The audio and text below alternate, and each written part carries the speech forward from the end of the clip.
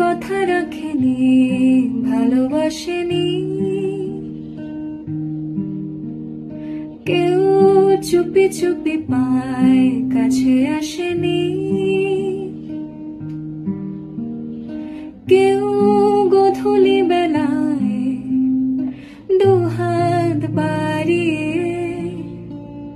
খুব আদরে মেখে আর ডাকেনি,